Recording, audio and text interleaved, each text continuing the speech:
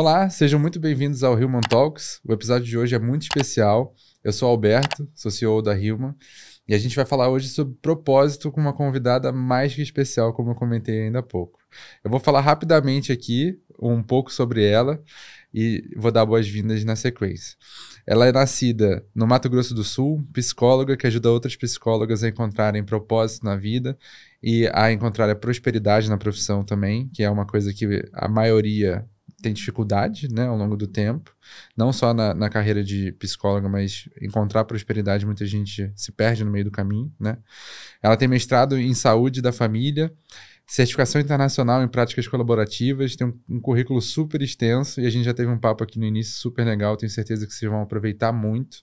Se você chegou agora no canal, não deixe de se inscrever, de deixar o seu like, se você gostar. E eu queria dar boas-vindas aqui para Marcela Naglis, certo? Falei certo? Sim. Bem-vinda, Marcela. Obrigado por ter vindo. É um prazer ter você aqui. E a gente vai falar um pouquinho de propósito, certo? Sim. Eu queria que você me falasse um pouquinho do porquê propósito, assim, como que essa busca por propósito ou por ajudar pessoas a encontrarem propósito surgiu na sua vida, ou quão isso é importante para você hoje e por onde a gente pode começar se a gente quer descobrir o nosso. Sim. Muito obrigada pelo Nada. convite. É uma honra estar aqui. E é uma honra falar de propósito em um espaço onde vocês também estão a todo momento vivendo o propósito de vocês, né? Então, a Human, você estava me falando há pouco tempo, ela nasceu de um propósito de dois corações dispostos a colocarem, manifestarem isso no mundo, né? E aí eu tenho uma frase que eu gosto muito de dizer, que eu criei para mim e que eu falo muito para outras pessoas quando eu vou explicar sobre propósito. Então, o propósito, ele é o seu amor à vida em movimento. Porque não adianta só a gente acreditar em algo, lutar por algo e se silenciar diante disso. E aí, quando eu fui viver uma experiência na África, no Malawi, eu entendi que a minha missão não era sobre onde eu estava, o que eu fazia, se eu era psicóloga, se eu não era, se eu trabalhava online, se eu trabalhava presencial, se eu tinha uma abordagem X, enfim, isso Era muito pouco perto era muito pouco. E aí eu entendi que o propósito é eu amar tanto a vida, não só a minha vida, mas o que eu quero deixar para o mundo. A vida constitui o mundo, né? O que eu vou deixar em movimento. Então, eu preciso criar algo que fique para outras pessoas e que outras pessoas possam criar algo a partir disso. E aí, o propósito, ele também tem a ver com a educação que a gente recebeu e a educação que a gente quer deixar. Porque todos nós estamos aprendendo e ensinando algo. Uhum. Então, isso é o propósito, é você viver ele diariamente. Ele tem conexão com a profissão, tem conexão com a carreira, mas ele tem muito mais a ver com a manifestação da tua verdade em movimento, a manifestação daquilo que você acredita e daquilo que você quer deixar de legado para as pessoas, para o mundo, não importa onde você esteja. Você pode ser um porteiro, você vive o seu propósito de vida. Você pode ser uma manicure, um professor, um médico. Se você está vivendo o teu propósito de vida, você está vivendo a tua verdade. E as pessoas estão sendo impactadas com isso. Sim. Faz sentido? E faz todo. E você falando, fica nítido que começa se conhecendo, né? Eu vi que você fala muito sobre autoconhecimento também, acho que talvez por isso. Eu queria entender um pouquinho melhor essa conexão entre autoconhecimento e a descoberta de um propósito. Como que você enxerga essa relação? Sim. O propósito, ele trabalha com três períodos, né? O passado, o presente e o futuro, né? Então, o passado é quem eu fui, que histórias eu construí na minha vida e o que eu recebi, né? Seja dos meus pais, seja dos meus ancestrais, seja de educação, seja da sociedade, né? E quem eu sou, quem estou e o futuro para onde vou. E o que eu quero deixar, o que eu quero contribuir com o que eu tenho. Então, o autoconhecimento, ele parte desse caminho, desses três tempos, de o que eu recebi, onde estou e para onde vou. Então, quando a gente fala sobre se conhecer, isso está atrelado ao propósito de vida, tá? Criar essa conexão, essa integração com esses 3 tempos. E eu gosto muito do autoconhecimento sistêmico, né? Que é a história dos seus ancestrais, da tua família, e isso vem junto ao teu propósito, a manifestação do teu propósito no mundo. E às vezes a gente não para pensar, mas a nossa família, a gente vai tanto ou repetir ou fazer muito diferente, né? Então é muito importante a gente entender os padrões da nossa família, tanto os padrões disfuncionais quanto aqueles de sucesso. Então, quando eu comecei a entender, por exemplo, de por que eu fui escolher o empreendedorismo, porque na minha família eu tive pessoas que empreenderam e que deram muito certo e pessoas que empreenderam e que deram muito errado. Então, quando eu vou ensinar o empreendedorismo, eu venho com essa bagagem. Eu não tenho como negar ela. Né? E quando eu vou gerir a minha empresa e também quando eu vou ensinar sobre empreendedorismo, eu preciso honrar esse conhecimento sobre a minha história de vida. Sim. Né? Isso é o eixo. E como que a gente consegue quebrar padrões assim familiares, né? Porque muitas vezes a gente consegue identificar, mas cai nas mesmas armadilhas, né? Do que você viu até hoje, qual que é uma estratégia que poderia funcionar assim para muitas pessoas, que a gente pode ajudar a encontrar um caminho para quebrar esses padrões familiares e criar uma nova história, apesar do que você recebeu? Sim, boa pergunta. Muito bom. Tem uma técnica que a gente usa que é o genograma. O genograma, a gente consegue entender um pouco da história de vida na nossa família. Que a história de vida da nossa família a gente não consegue mudar. Mas a gente consegue entender um pouco das nossas, das origens, né? Do padrão que a gente vive e também um pouco do que a gente herdou e do que a gente foi fazer diferente. Então, o primeiro passo é você entender a história de vida. Porque quando você entende, você consegue compreender um pouco de onde vem essa dificuldade. Então, por exemplo, se eu tenho alguém na minha família que, de repente, às vezes não é só comigo o problema, ou às vezes é o problema com toda a família. Eu preciso entender o que está por trás dessa dificuldade dessa pessoa. Então, um exercício, né, como eu estava falando do genograma, é você colocar você, então aqui, aí aqui, do teu lado direito, pegar um papel mesmo, e aí colocar você aqui. Então, você, né, é uma continuidade de várias gerações. Então, saindo aqui de você, do lado direito, teu pai, e do lado esquerdo, a tua mãe. O teu pai, saindo do lado direito dele, o pai dele, e do lado esquerdo, a mãe dele. E da tua mãe a mesma coisa, saindo da mãe, do lado direito, o pai da mãe, teu avô materno, e a tua avó materna. Se você pegar essa folha, né, esse genograma só com essas outras gerações, coloca características deles. Características tanto que você viu que, de repente, eram padrões disfuncionais e características de potência mesmo. Porque, às vezes, a gente olha para quem a gente tem dificuldade de se relacionar na nossa família ou aquela pessoa que, de repente, a gente não entende por que ela fez aquilo. Mas se a gente encontra uma potência também, a gente muda o olhar, sabe? Então, eu já escutei muito de pessoas que estavam buscando prosperarem na vida, mas diziam que não tinham uma referência. Mas sei lá, eu tenho uma tia que, por mais que ela tenha sido... foi lá e quebrou todos os padrões, mas ela foi lá e prosperou. Ela furou essa bolha e ela foi a única pessoa da família ali que conseguiu ter um sucesso e prosperar. Mas que características ela tinha? Então, assim, não só você olhar para aquilo que aconteceu, não como uma dificuldade ou como uma debilidade, mas também como potência para você se desenvolver. Então, se hoje tem alguma dificuldade que a tua família enfrentou, algum padrão que a tua família enfrentou, é você olhar para isso, tá? Como eu quero me proteger para que eu não faça igual, e ao mesmo tempo, o que eu posso olhar de forma diferente, de outra perspectiva, para que eu construa um caminho de um destino diferente. E o primeiro passo também é você olhar para essa pessoa e dizer: eu respeito o teu destino. Eu olho para você com amor.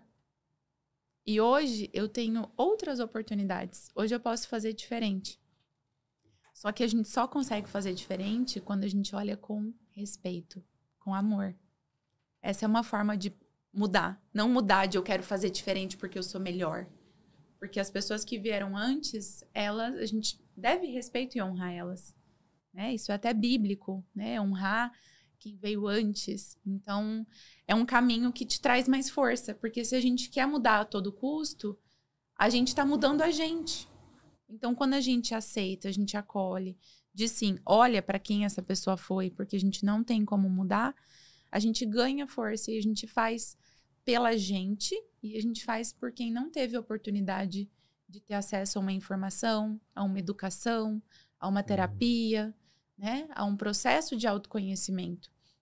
E aí é dessa forma que a gente muda, é dessa forma que a gente rompe o padrão. Primeiro, aceitando, acolhendo. E segundo, fazendo diferente com respeito. muito bom mesmo. Vou buscar implementar.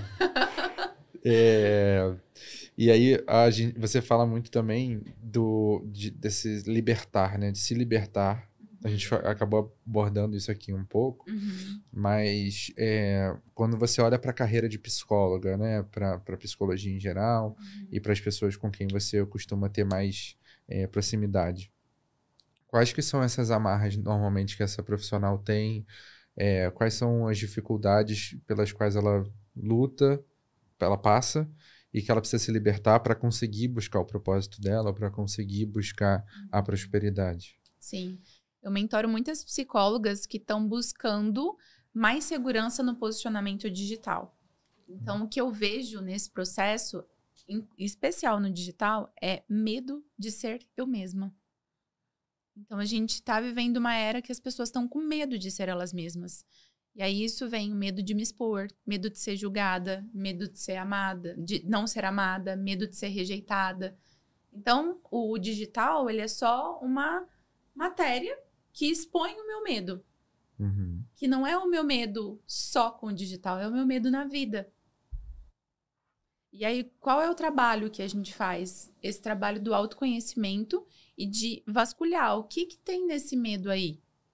E o que tem depois dele. Então, se você não tivesse esse medo, se você alcançasse o sucesso, se você alcançasse o resultado de se expor no digital, né? No sentido de pessoas, você impactando pessoas, a sua mensagem chegando para mais pessoas, como é que seria? Então, a gente constrói tanto o viés do entendimento desse medo na tua história, como também como seria se você não convivesse com esse medo, né? Como seria se o medo tirasse férias? Né? Isso ia ser legal. Quem restaria? Quem restaria? Então, esse caminho, assim, de encontrar a identidade única, dela se despir do medo, encontrar a coragem em ser quem ela é. Entendeu? Porque eu vejo que os grandes experts no digital, eles estão sendo eles. Eles estão trazendo a perspectiva deles. E o digital, se você é neutro, você fica ali. Você não cresce. Então, você precisa trazer a tua visão de mundo. As pessoas querem a tua visão de mundo, elas não querem só conteúdo. E aí, quando a psicóloga, ela se desmonta, né? Ela consegue ser a essência dela, ela consegue crescer também. Se posicionar e crescer. Então, eu vejo que é esse o caminho, assim, de transpor essa barreira do medo de ser ela mesma. E você, como é que foi para você esse trajeto, assim? Você passou por isso? Você tinha esse medo também? Como que foi o início dessa jornada no digital? Começou antes da pandemia, né? Porque eu já queria trabalhar online, então eu pensei, bom, para trabalhar online eu preciso me mostrar no digital, né? Apresentar os meus conteúdos, o meu conhecimento. E aí foi aí que eu comecei a entender qual era o meu propósito, que o meu propósito não era só estar ali atendimento, né? Nos atendimentos 1 a 1, só com a clínica. Então eu vi que eu precisava escalar, impactar mais pessoas. E aí eu comecei a ver que mentorias era um caminho de alcançar mais pessoas. Então, eu fui estudar, fui me aprofundar, e aí encontrei mentores. Então, fiz todo esse processo de me sentir segura naquilo que eu tinha de conhecimento para transbordar na vida das pessoas. Então, esse foi o meu caminho. E aí, quando eu vi, eu já estava falando aquilo que me movia. E aí, eu comecei a entender que eu precisava agir e que o propósito, ele estava no processo. Então, no começo, eu não tinha muita clareza. E no começo, a gente não tem muito mesmo do que a gente vai fazer. A gente estava conversando, né, sobre o propósito da Human. A gente só faz. Aí a gente vai entendendo, né? Então, eu vejo que foi bem esse de bora fazer, sabe? Então, bora fazer, bora começar. E aí eu fui entendendo, então é sobre isso que eu quero falar, é sobre isso que faz meu coração vibrar. Porque no começo a gente vai, não, eu quero fazer porque quero sobreviver, né? Então, no começo é a sobrevivência, depois vem o sentido. Quando você se coloca em movimento, só que sendo muito honesto nessa busca e ao mesmo tempo não desistindo, é inevitável, né? Você vai encontrar. Pode demorar mais um pouco, pode demorar... pode ser rápido, para alguns é muito rápido, mas a clareza vai chegar, né? Chega. E eu concordo com você, assim, eu sou muito adepto de você se colocar em movimento antes de qualquer coisa, não se perder, né, nos planos, testar, aprender, testar de novo, aprender de novo e continuar encontrando ao longo do caminho a essência do que você quer, né? Exatamente. Legal. E você falou do Malawi, pelo que a gente conversou um pouquinho, o Malawi teve uma participação importante na sua história, né? Nessa trajetória como um todo. Como é que foi essa experiência lá? Por que Malawi? Me conta o início dessa relação, assim. Sim. Então, foi um trabalho voluntário, né? Que eu sempre sonhei em fazer um trabalho voluntário na África. E aí eu comecei aqui. Então, quando eu estava planejando, eu era adolescente, eu estava planejando a viagem, já estava tudo certo. E aí veio uma epidemia, eu não consegui ir, né? Lá do Ebola, lembra? E aí teve uma pessoa que falou assim, comece a fazer da sua África aí, onde você tá. Então, aí eu comecei a fazer trabalhos voluntários. Então, eu sempre estava envolvida com o social. E aí, assim que eu acabei meu mestrado, eu falei, bom, acho que é a hora de viver esse sonho. E aí, eu fui na primeira vez e aí eu fazia atendimentos com pessoas que vivenciaram situações de trauma. E pessoas que estavam em situação de refúgio lá no Malawi. Fui através da ONG Fraternidade Sem Fronteiras, que é uma ONG incrível. O propósito deles é fantástico, assim, eles estão em mais de 12 lugares, 12 países, então são diversos projetos nesse cunho social. E aí, quando eu fui a primeira vez, eu atendi as pessoas e nem todo mundo queria ser atendido pelos psicólogos, né? Porque para chegar no psicólogo, passava pelo psiquiatra ou por algum outro médico. E aí as pessoas vinham e aí a gente tentava, né, fazer um acolhimento e a gente com a tradução, era bem desafiador, assim. Mas aí, a gente ficava esperando, não vinha muita gente. Eu falei, gente... E a gente tá num campo de refugiados, pessoas que viveram traumas... Não era pra ser assim, né? E nem todo mundo entendia o que era, né? A psicologia, a psicoterapia, o acolhimento, em saúde mental. E aí, saí de lá muito inquieta. E aí, eu voltei pro Brasil e escrevi um projeto para que eu pudesse multiplicar os líderes e pudesse fortalecer a comunidade, junto com a comunidade, pensar em estratégias e a gente criar uma metodologia para que elas pudessem sensibilizar o público, para que assim o público pudesse entender que falar é bom. Só isso, que falar é bom. E a gente tem lá na África a cultura de você não pode chorar, você não pode falar sobre tua dor. Teve uma vez que eu me emocionei, eles ficaram desesperados porque eu tava chorando. Porque você não pode chorar, você tem que ser firme, sabe? Você não pode se emocionar. E aí eu entendi que a gente precisava, junto com eles, quebrar esse silêncio da dor e construir caminhos mais libertadores, falando sobre ela. E aí eu juntei um grupo lá, junto com a ONG, e aí a gente fez uma metodologia que chama Árvore da Vida, que é da Nicaselo Kube, que é uma africana também, ela criou essa metodologia, e é onde a gente pôde olhar para a história deles. E quando eles começaram a falar da história deles, eles começaram a entender o que era o propósito deles também. Por que eles estavam ali? É a primeira parte que você tinha falado, né? Exatamente. De olhar para trás primeiro. Olhar para trás. Então, eles começaram a contar a história deles e como eles foram parar ali e o que eles podiam... eles não tinham condições financeiras, mas eles tinham eles. E o que eles sabiam. E a missão deles. E aí, eles começaram a entender que a missão deles era ajudar outras pessoas. E como eles poderiam começar isso? Escutando elas. E aí, foi aí que a gente criou um departamento psicossocial.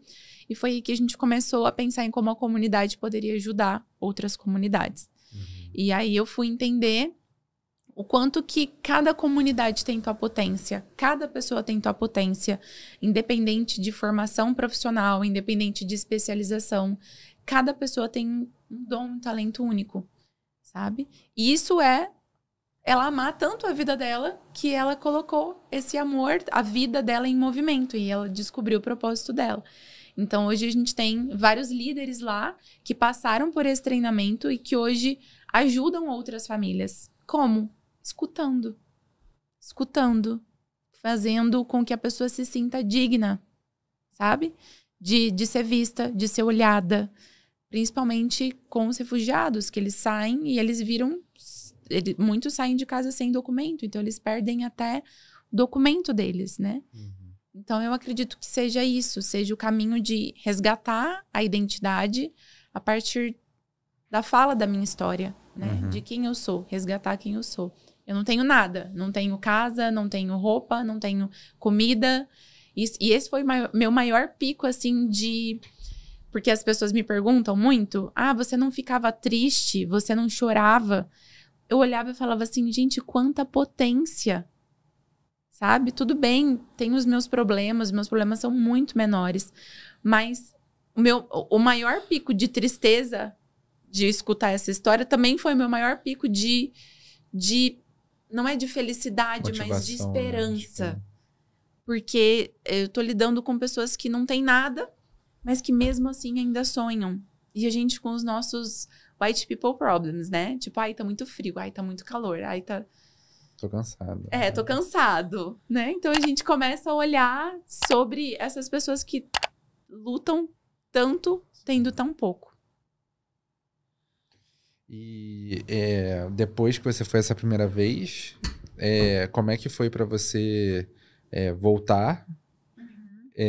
E você falou que você... quis continuar um relacionamento, né? Quis continuar ajudando.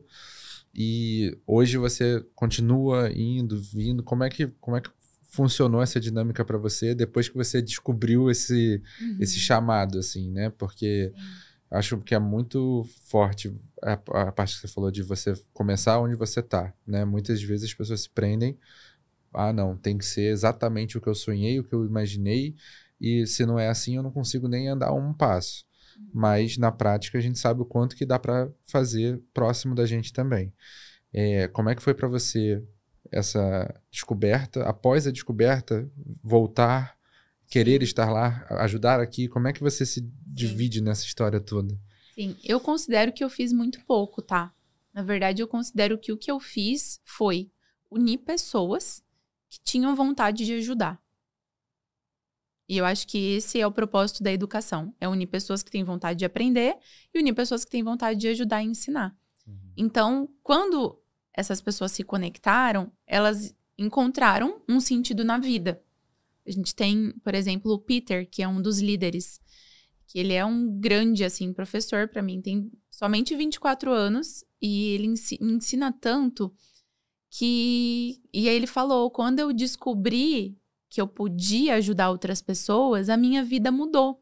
Porque ele não tinha sentido, ele já tinha até se envolvido com álcool, drogas, e aí ele não tinha um porquê se mover. E aí, quando ele entendeu que ele tinha esse potencial, ele não precisou fazer faculdade nenhuma. Ele simplesmente desenvolveu isso. Foi lá e fez. Então, o meu trabalho é escutá-los, orientá-los. Então, eu ensinei algumas metodologias da sistêmica, da narrativa, que são tipos de trabalho que a gente consegue trabalhar com o público social, trabalhar com a comunidade, que não são práticas elitizadas, não são práticas que você consegue fazer intervenções, né? Atendimentos breves, você consegue fazer um acolhimento. E aí a gente está cada vez mais levando essas ferramentas para eles. A gente foi em 2 caravanas depois de psicologia, a gente foi com outras psicólogas. E aí cada ida nossa era um olhar novo. Tem muita coisa para mudar? Tem. Mas eu considero que, assim, a minha missão foi cumprida de conectar pessoas que sabiam o que precisavam, né? Sabiam o que queriam e só precisavam de um olhar de continua o que você está fazendo ou que tal começar por aqui? Uhum. Então, eu acho que é isso que nós, brasileiros, a gente deve fazer quando a gente for fazer trabalhos voluntários em lugares em que a gente acha que a gente vai levar algo, em que a gente vai ajudar.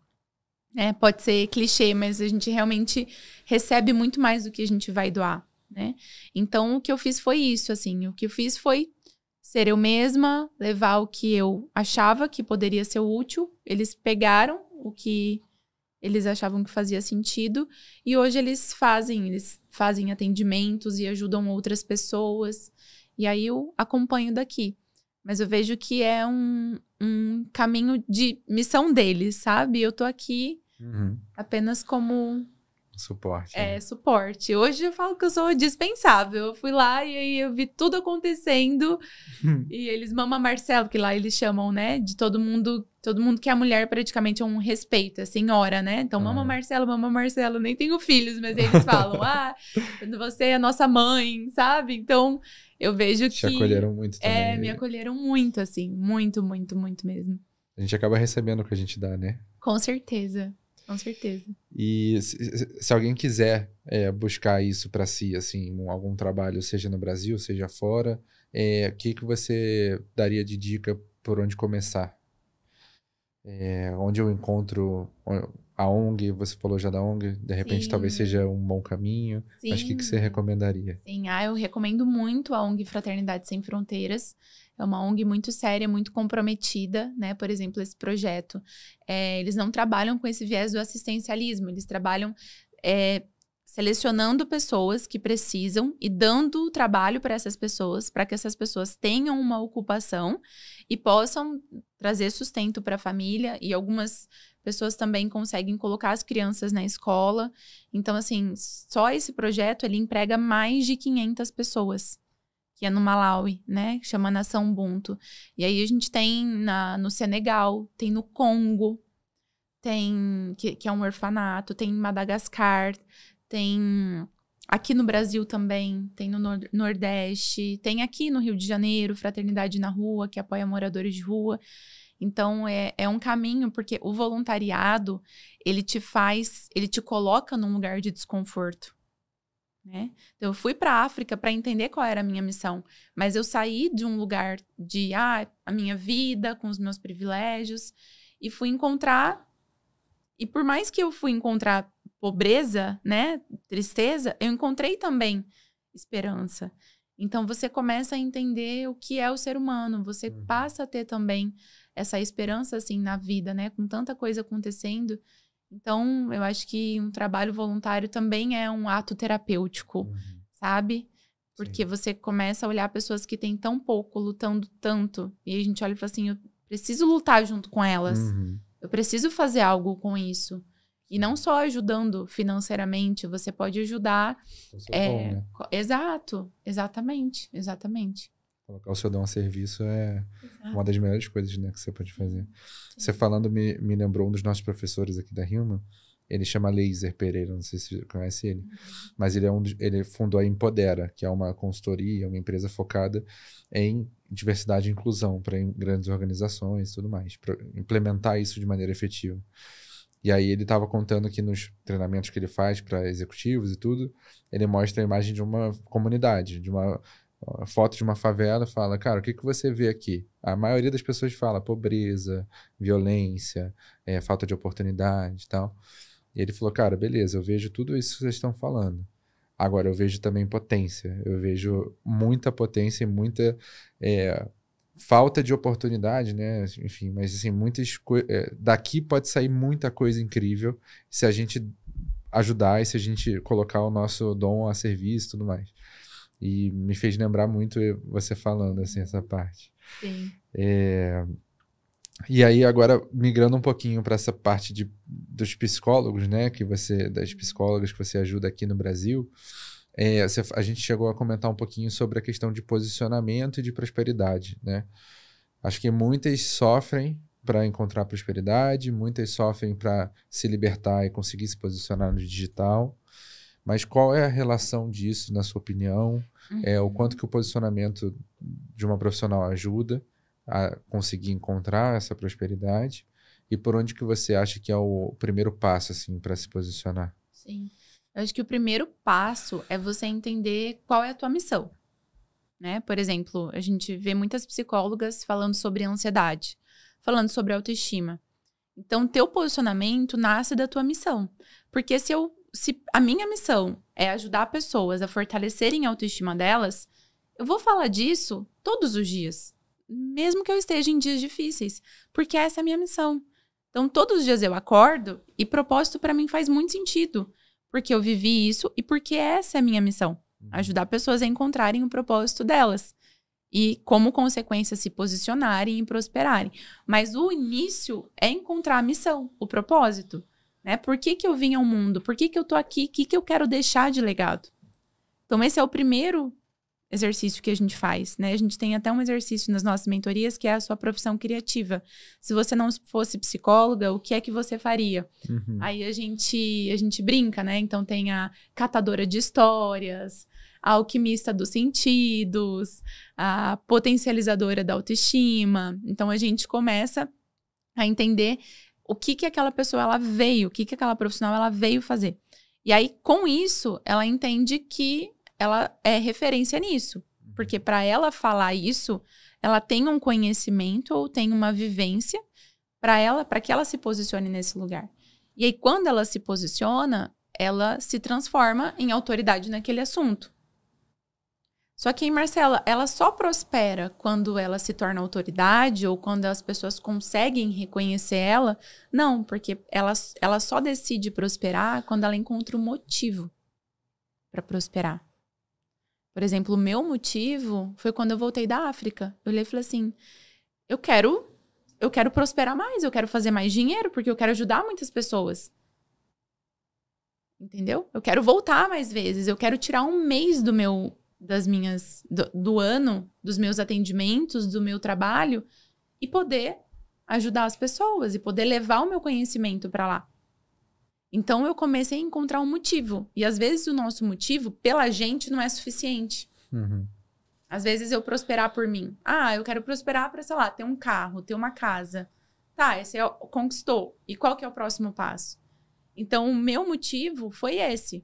Às vezes, o motivo é porque eu quero ajudar a minha mãe, eu quero ajudar a minha família. Então, o primeiro passo é encontrar um motivo. Então, quando você junta o motivo para prosperar e a tua missão, você consegue ter constância no teu posicionamento. Você consegue entender o porquê que você tá ali. Para além de, como criar conteúdo com Reels. Não é isso, entende? Você sai da superfície, né? Exato, já entendi que não é isso. Porque eu já criei vários cursos. Não, tem que ser o passo a passo, o detalhe. Não é isso. Porque o posicionamento, ele tá aqui.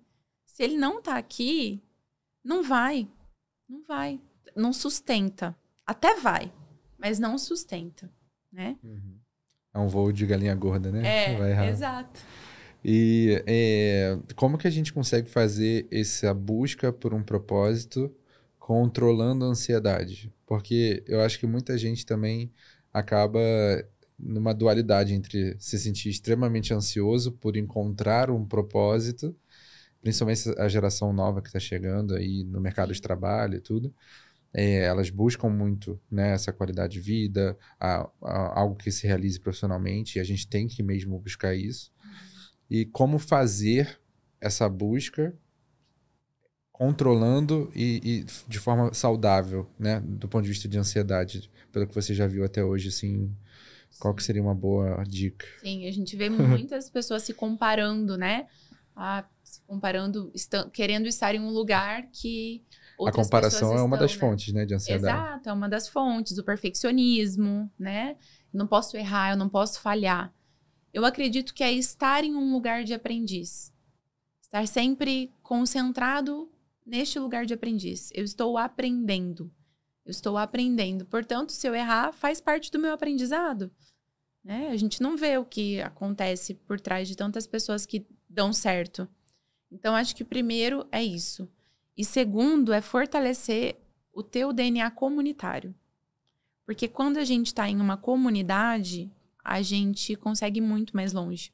Quando a gente está sozinho, sofrendo com os nossos dilemas, as nossas demandas, a gente se sente mais ansioso, porque a gente não sabe o caminho e a gente acha que está acontecendo só com a gente, né?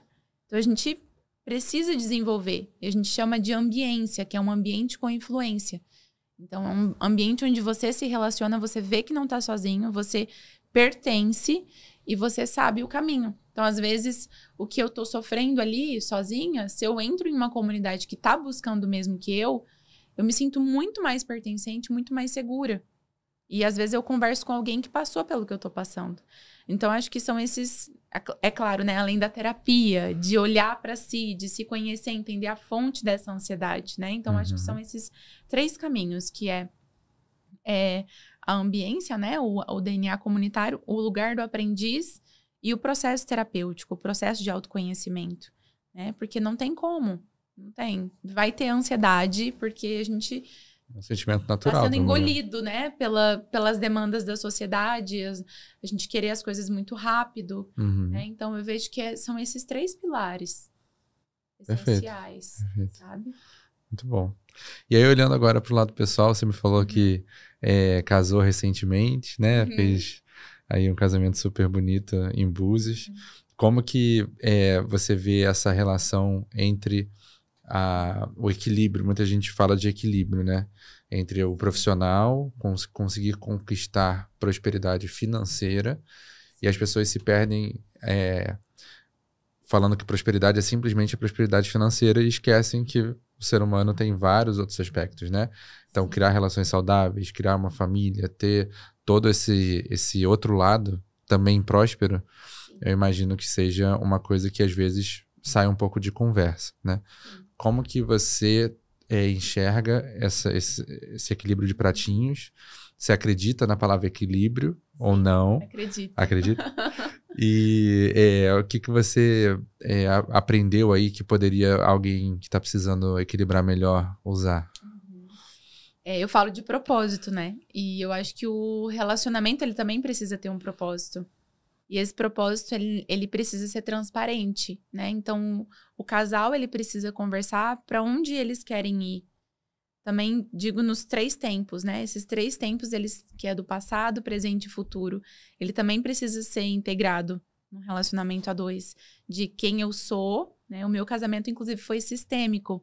Então, a gente fez todo um trabalho de conhecer a história do outro, da história familiar do outro, de onde ele veio, quais são as histórias da família dele, o que ele já viveu de dificuldade. Então, você olhar para quem caminha contigo como um ser humano que também está buscando algo, né? Então, olhar para esses 3 tempos. Primeiro o passado, né? Quem é o outro, o que ele viveu e o que ele está buscando. Porque se você quer algo e o teu parceiro quer algo, ou tua parceira, não vai respeitar o destino do outro. Então, os destinos, eles precisam ser respeitados e, às vezes, eles são diferentes. E se eles são diferentes, precisa ter muita conversa, muito diálogo para que eles se encontrem e para que se encontre um propósito em comum. E não é sobre profissão ou sobre carreira ou sobre... né, é sobre o que o casal, ele busca, né, de evolução. Então, eu também sou muito espiritualizada. Eu gosto muito, né, de estudar muito sobre espiritualidade. E eu vejo que o meu caminho espiritual, ele é individual, de todos nós, né? Ele é espiritual, ele é individual. Então, o meu chamado, ele é diferente do meu parceiro. Mas eu preciso estar sempre levando isso para ele, né? Do que eu tô sentindo, de como isso também reverbera na minha vida profissional. E estar nessa construção faz com que a gente sustente a relação também, né? Então, isso tudo faz com que um respeite a história do outro e as escolhas do outro. Porque quando a gente casa, fica desafiador, né? Então, a gente tem que estar sempre seguro com o que a gente quer, seguro do nosso caminho espiritual, para levar isso para a relação, para a gente trazer isso como um chamado para caminhar junto, para caminhar junto. E é isso, precisa ceder, precisa escutar, precisa entender, né, a origem, precisa é um treino diário, né? Então, acho que não sei se respondi a tua pergunta. E você falou sobre espiritualidade, o quanto que isso hoje é presente na sua vida? Muito. Mais do que foi. E até nos últimos dias, assim, nos últimos tempos. Porque eu vejo que quanto mais, principalmente na área da educação, a gente é um canal. Eu vejo a gente como instrumento de Deus. Eu me vejo como instrumento de Deus. Então, assim, quanto mais pessoas chegam a mim, mais conectada o Wi-Fi com ele eu preciso estar. Porque ele também conduz as minhas ações. Ele também conduz o que eu falo, o que eu estudo, as decisões que eu tomo. Então, quando eu tô desconectada dele, aí vem pensamentos, né? Vem querer controlar tudo. Então, eu vejo que as pessoas, elas chegam porque elas precisam evoluir junto com a gente espiritualmente. E como na minha marca eu trabalho muito desenvolvimento pessoal e profissional, chegam pessoas muito adoecidas. Psicólogas chegam adoecidas também. Exaustas, com burnout, com depressão, com ansiedade. E eu também preciso ter esse cuidado para esse desenvolvimento pessoal. E às vezes, e esse é um chamado espiritual também, não é só um chamado do trabalho, né? Não é um trabalho só técnico, é um trabalho que, ao meu ver, você precisa estar muito conectada com o teu chamado divino, o teu chamado espiritual.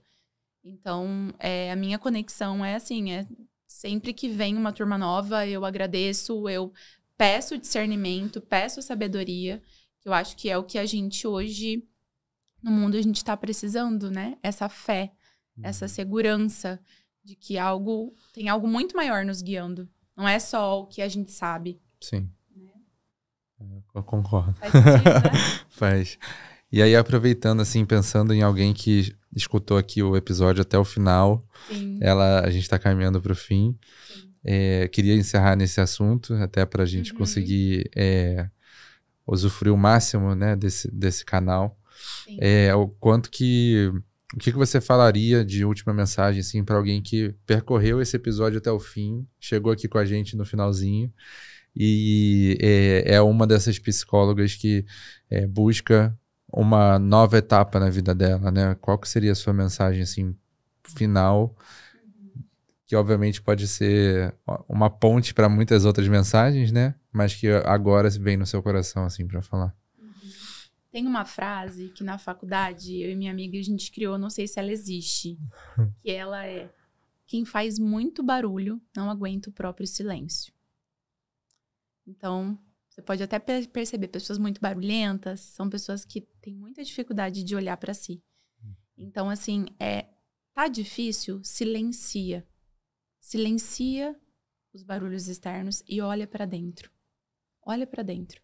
Você vai encontrar muita coisa. Vai encontrar a tua história, vai encontrar o teu chamado, vai encontrar o que você precisa fazer. Porque a gente quer muito, né? A gente vive em uma sociedade capitalista, a gente precisa, sim, né, do nosso sustento, mas tudo começa de dentro para fora. Não é de fora para dentro. Então, silencia, busca se conhecer, busca se entender. E aí, sim, toma uma decisão. Começa um novo posicionamento, vai arrumar um trabalho, mas entende quem você é e o que você quer, sabe? Então, silencia, né? Olha, e não precisa meditar. Não é sobre meditar, é se silenciar e olhar para si. Muito bom, Marcela, obrigado. Espero que as pessoas sigam o seu conselho, que eu tenho certeza que vai ajudar. E para quem quiser continuar te seguindo, como que faz para te encontrar? Quais são as suas redes? Sim. O meu Instagram para psicólogas é @psicompropósito. E o meu Instagram, que eu falo sobre autoconhecimento sistêmico, que é para pessoas de forma geral, assim, que queiram se conhecer e entender um pouco mais sobre si, é psico.marcela, com 2 L's. Muito bom, perfeito. Pessoal, com isso a gente chega ao final de mais um episódio do Human Talks. Foi um prazer estar aqui com vocês hoje. E se você se interessa pelos assuntos que a gente conversou aqui, não deixe de seguir a Marcela. O link vai estar aqui na descrição do vídeo. Se inscreve no canal, que em breve, semana que vem, tem mais conteúdo aqui preparado para você. E a gente se vê no próximo. Valeu? Um abraço e até a próxima. Até. Gratidão. Obrigado, Marcela.